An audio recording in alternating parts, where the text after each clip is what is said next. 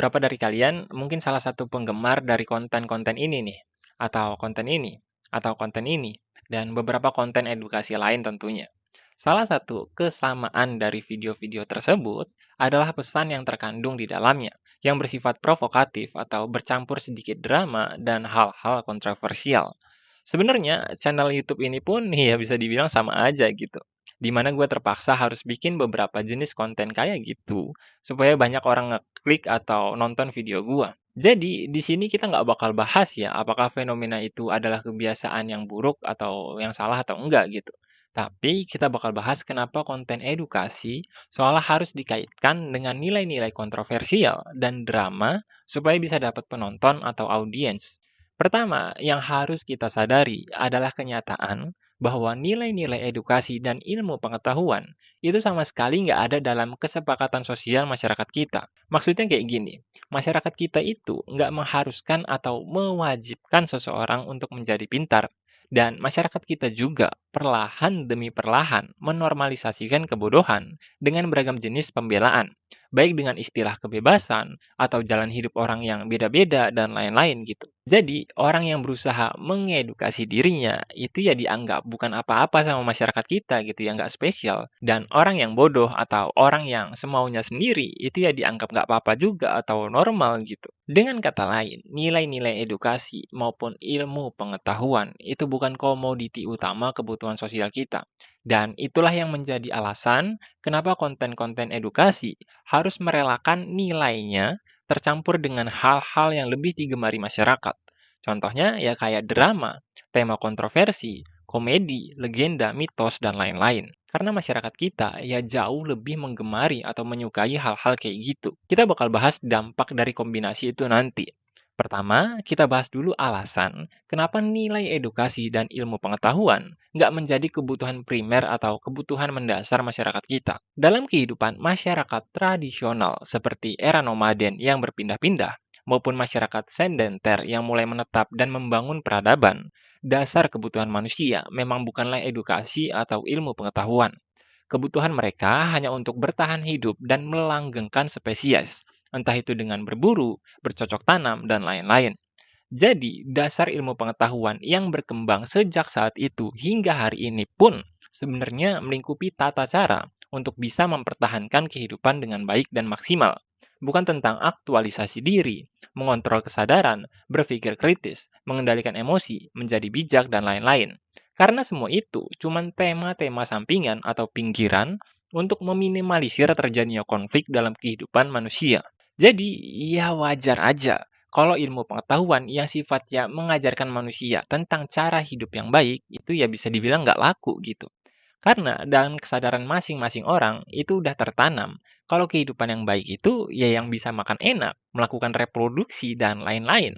Mungkin ya kalau dalam kehidupan modern sekarang ini, hal itu udah berkembang dengan tambahan kalau kehidupan yang baik itu ya yang sukses, yang banyak duit, dan lain-lain. Itulah juga yang menjadi alasan kenapa konten-konten macam Willy Salim dan konten kreator lain yang memamerkan serta menjanjikan uang pada masyarakat itu ya laku keras gitu.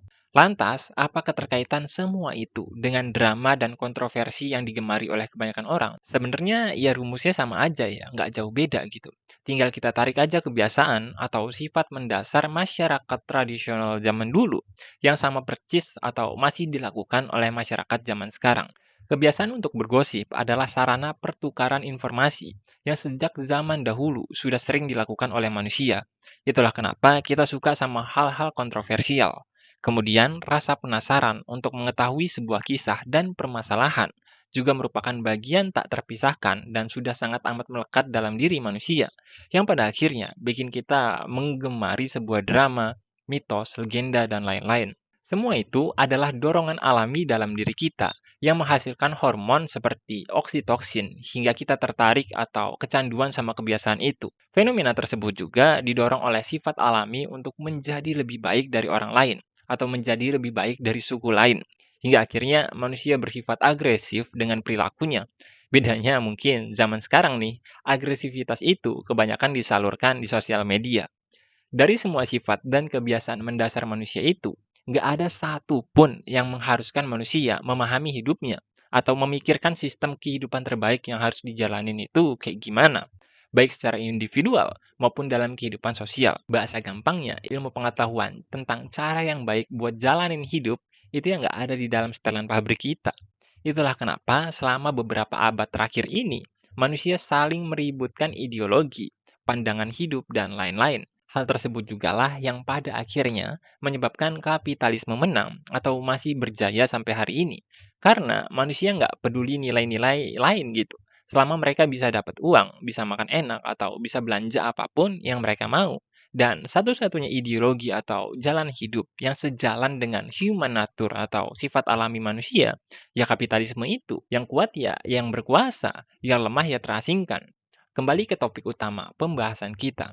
Jadi, ya wajar aja kalau misalnya ilmu pengetahuan memang nggak pernah dapat tempat di hati kebanyakan orang. Dan hal itu juga yang bikin banyak konten edukasi harus mengkombinasikan nilainya dengan tema-tema yang lebih melekat dengan sifat alami manusia. Sekarang masalahnya, apakah kebiasaan mengkombinasikan edukasi dengan kebutuhan mendasar manusia itu bisa dikatakan efisien atau optimal? Well, jujur gua ragu sih sebenarnya. Kenapa? Jawabannya simpel. Kalau memang manusia belum bisa ngontrol apalagi menyadari sedikit tentang sifat alami di dalam dirinya, maka yang mereka lihat atau yang mereka terima akan selalu sesuatu yang sesuai dengan kehendak alaminya. Contoh gampangnya, kayak monyet yang dikasih uang terus monyet itu nggak mau gitu. Karena dirinya nggak ngerti cara kerja uang dan pentingnya uang itu bagi hidup dia kayak gimana. Terus, karena kita tahu nih kalau kebutuhan alami monyet itu pisang, kita memutuskan untuk mengkombinasikan antara uang dan pisang lalu memberikan hal tersebut kepada monyet. Menurut kalian, apa yang bakal terjadi? Ya jelas, monyet itu cuma bakal fokus sama pisangnya dan nggak peduli sama uangnya. Fenomena yang kita bahas di atas pun sebenarnya kurang lebih sama. Ketika ilmu pengetahuan dikombinasikan dengan hal-hal kontroversial atau sebuah drama, besar kemungkinan yang diambil cuma drama dan nilai kontroversialnya aja gitu. Atau kalaupun mereka ngambil sedikit tentang edukasi atau ilmu pengetahuannya, tujuannya tetap untuk menonjolkan sifat alaminya.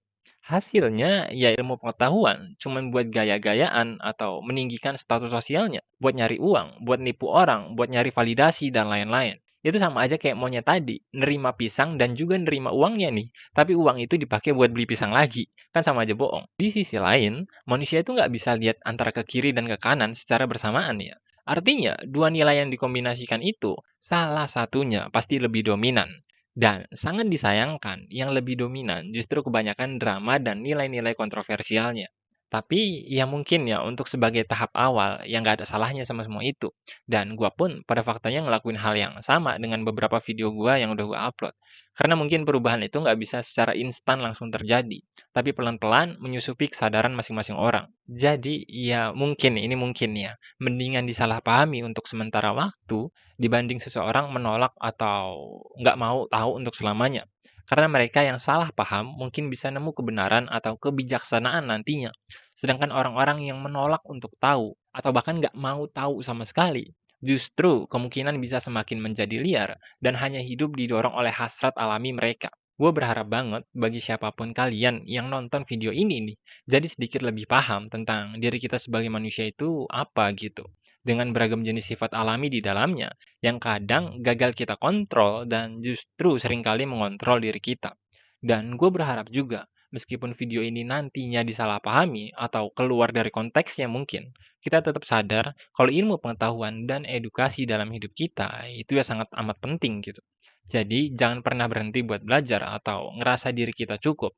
Karena yang menjadi masalah dari semua kesalahpahaman atau kegagalan dalam memahami sebuah hal adalah ketika kita berhenti untuk berusaha dan ketika kita berhenti untuk belajar. Dunia kita ini makin kesini makin aneh. Orang-orang juga ya bisa dibilang makin gak jelas. Satu-satunya yang bisa bikin kita terjauh dari hal itu, ya kita sadar cara kerja dunia itu kayak gimana. Dan sifat alami manusia itu kayak apa. Sekian kausalisme, semoga video ini menemukan mereka yang butuh mendengarnya. Sampai jumpa.